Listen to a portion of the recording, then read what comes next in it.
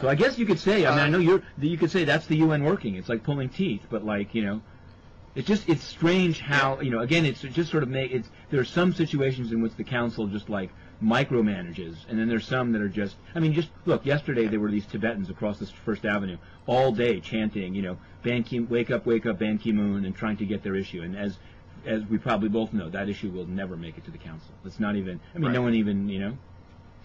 Yeah. Because of the But, you know, I guess, you know, it is kind of interesting to see sort of which are micromanaged. What is it about Sri Lanka, you think, that makes it less sort of receptive to this sort of micromanagement that, you know, and when we say micromanagement, you know, we mean, you know, issues, say, like Burma, where there's like a special UN envoy, and I'm sure we'll get to Myanmar later. What makes the difference is the fact that Myanmar is so internationally isolated that it there's room for sort of the UN to be speaking as sort of one voice. Right, and you know, that is actually, I mean, it's a very good question. I mean, I think first I will say, and because I'm sure the Sri Lankan government would say it. Number one, Sri Lanka is a democracy. You know, it's a democracy that's having some problems treating its minorities, you know, in an appropriate way. But it is, I guess, you know, they would say that to analogize them to a military junta is not the case. I also think, I mean, obviously, in the case of Burma/Myanmar, the U.S. and the U.K. and France are you know, this is one of their sort of poster children of human rights abuse, you know, probably for good reason. Yeah. But so you have 3 permanent members of the Security Council that have been for a long time calling for action. You know what I mean? I mean, if you wanted to even personalize it more, some people are saying, I've heard a lot now with the change from Bush to Obama and a recent meeting that was held here on Myanmar, that, you know, like Laura Bush was it's not her sort of personal, you know, either you can say like, you know, crusade, or some on the other side would say like vendetta, but her personal interest in Burma and Aung San Suu Kyi made it a high profile issue of of U.S. foreign policy, higher than it would have been. And I think that there's now so maybe the answer to the question here, and this is something I think I probably agree with, is that sort of what makes the difference is when a powerful country like the United States wants to make it a big issue but doesn't want to, you know, touch it directly, so they try to work through the UN to, as you say, micromanage. Yeah, no, I didn't mean to say. Yeah, at least here. Yeah. No, I'm just like hypothesizing. Sure. No, I think you're right. At least sort of in the Sri Lanka case, you know, there doesn't seem to be much of a sort of American stake. No, definitely. In it. No, and I think there's also the U.S. is, because, I mean, I think, and various people have said this, like 9/11 really didn't help the Tamil Tiger cause. Let's put it that way, in the sense of like they had always been viewed as a sort of like particularly vicious, but very much of a kind of like a, you know, a separatist or national, you know, whatever you want to call it, national defense, national liberation movement. But right after 9/11, that technique was totally, you know, it made it, the U.S. they're willing to be the U.S. is willing to be sort of hypocritical on, like, for example, you know, the guy that blew up some Cuban planes. Remember this one? This is an ongoing issue, but they're willing. I mean, they're willing to sort of bite the bullet and be involved in double standards on that one. But they're not going to defend a sort of an extraneous. You know, it's not like they support even the Tamil Tigers' goals, and so they've very much put them on a list. And every time the U.S., even in the course,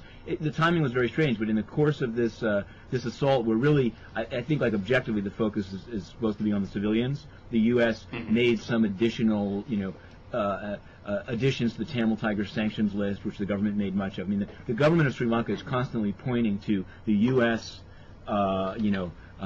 Characterization of the Tamil Tigers as justifying everything that they do there. So you're absolutely right. There's that, and I think in this one, like the UK, during the course of these 6 weeks, has probably been out. It had to be out in front, and I think it's been sort of kicking and, you know, screaming. But there are a lot of Tamils in you know, in the UK, and so they've been in response to some degree to those protests. They've been the one. They also, I don't know if we said this last time. The UK tried to appoint a special envoy, their own special envoy to Sri Lanka, Des Brown, former defense minister. Sri Lanka refused to let him in, barred him from going in. So that's and the UK. But what's interesting is their approach to Sri Lanka is decidedly different than to, for example, Myanmar. On Myanmar, they'll say, you know, we condemn the military junta. You know, Tan Shui must release political prisoners. And in this, it's like Sri Lanka said to them, you're a bunch of colonialists, don't send an envoy. And they said publicly, we're trying to work through this, you know? So they do, you know, in any case, but I think you're right. I think we can zero that it also takes no, I think it is. That's exactly what it is. It takes one or more, probably more than one, ideally, P5 country wanting to make it an issue, which in turn, because I mean, yeah, so Russia backed up Sri Lanka, and I'm sure China would if push came to shove, but they are both in the same relation to, you know, Myanmar and Zimbabwe in a sense, you know? But they were willing to, so they stepped back. Well, here's the interesting thing. Like on Zimbabwe, they stepped back to allow it to get onto the Council's agenda for humanitarian reasons. But when the sanctions came forward, they both vetoed it. And no one has even really tried.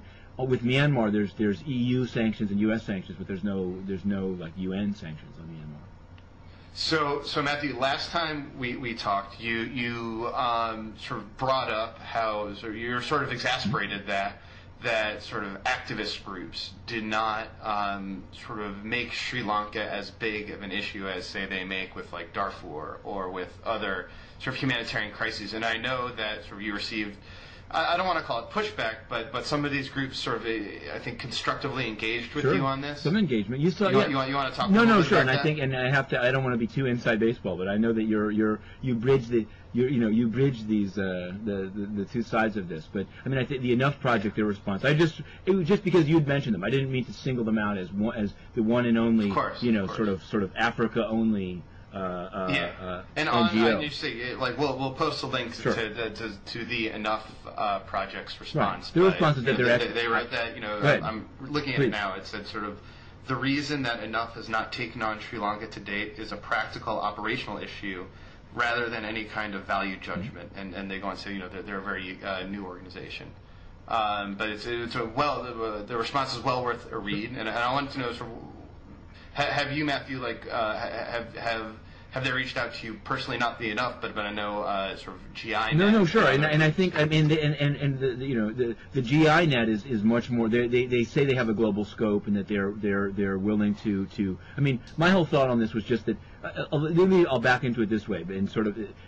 Another human rights paragon came to the UN, I believe last Friday. Mary Robinson, right? She was here for some other purpose, but she did a press conference. So I asked her, like, former top human rights official at the UN. Yeah, absolutely.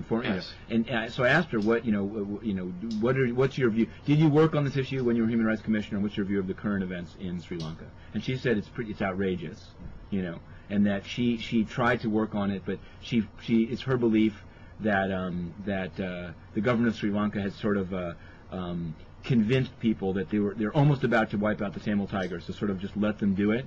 But then she said, she made this analogy. This was the connection. She said, it's not dissimilar to the situations in the DRC or in Darfur. She made that analogy, and I would say a major difference is the other two are very much on the agenda of the Security Council and are, if we'll use the word micromanagement, I mean, right, anytime something happens these days in Darfur, there will be a meeting of the Council convened, and there will be an attempt to put out a press statement, you know what I mean, saying the government should hold back of Muhajiria or whatever it is. Same thing on DRC. Yeah. I mean, so, which is, I mean, I guess that's as it should be. If the Security Council is supposed to be addressing these not just threats to international peace and security, but humanitarian crises caused by armed conflict,